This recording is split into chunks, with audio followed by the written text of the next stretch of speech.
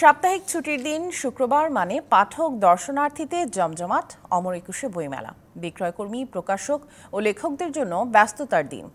দর্শনার্থীদের পদচারণায় মেলা প্রাঙ্গণ রয়েছে প্রাণবন্ত। বিস্তারিত জানাতে মেলা প্রাঙ্গণ থেকে সরাসরি যুক্ত হচ্ছেন সহকর্মী মাহফুজা বৃষ্টি। বৃষ্টি, এবারের বইমেলার প্রথম শুক্রবার শিশু প্রহরে শিশুদের উপস্থিতি, ক্ষুদে পাঠকদের উপস্থিতি কেমন দেখছেন? ধন্যবাদ সামিয়া। শুক্রবারের প্রথম যে শিশু প্রহর, এবারের বইমেলার মূল আকর্ষণ সিসিমপুর থাকে প্রতি বছর।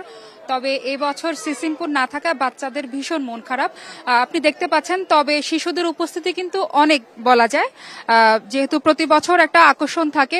সিসিমপুরের শিকু, হালুম এদের সাথে কিন্তু নেচে গেয়ে একটা যে সময়, ব্যস্ততার সময় পার করেন, সেই সময়টার কারণেই কিন্তু সকাল 11টায় মেলার গেট খুললো।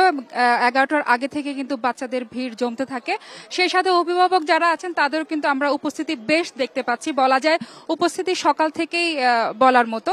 আর অভিভাবক যারা আছেন তারা কিন্তু এবার ভেবেছেন যে পরিবর্তিত পরিস্থিতিতে বইমেলায় শিশুদের যে আয়োজনটা থাকে, আকর্ষণ, সেটা হয়তো আরো ভিন্নভাবে করবে।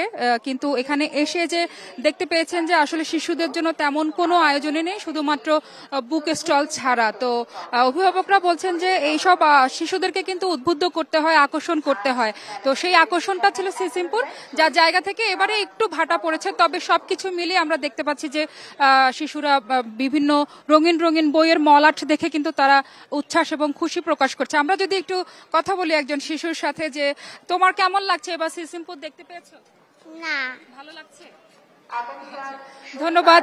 আসলে সামিয়া, বাচ্চারা কিন্তু আমাদেরকে জানিয়েছেন, অভিভাবকরা জানিয়েছেন, আর বই পড়ার যে অভ্যাস সেটা কিন্তু গড়ার কারণে সেটাকে উদ্বুদ্ধ করতেই এই শিশুদের শিশু প্রহরের আয়োজন।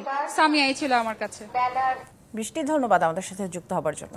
শিয়া বাটার ও ভিটামিন ই সমৃদ্ধ lily glam beauty soap. Lily, always beautiful.